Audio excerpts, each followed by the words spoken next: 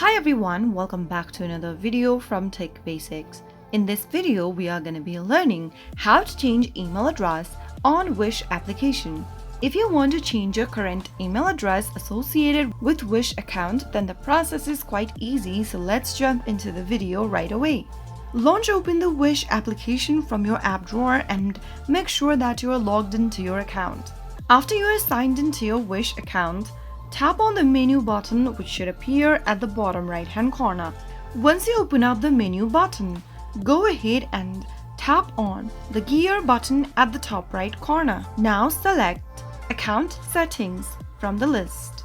Click on Change Email Address on the next page and then enter your new email address that you would like to change to in the first text box. After typing in a new email address that you have access to, go to the next field and re-enter the email once again. Now, enter your current password for your Wish account in the last field. Once entering all of the credentials, click on Save Changes at the bottom. To verify your account, you will need to go through two-factor authentication.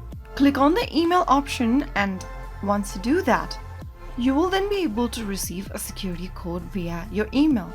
Go ahead and look for the email and copy the verification code and type it in the next page in order to change your email address on Wish app. So that is how you will be able to change to a new email on Wish.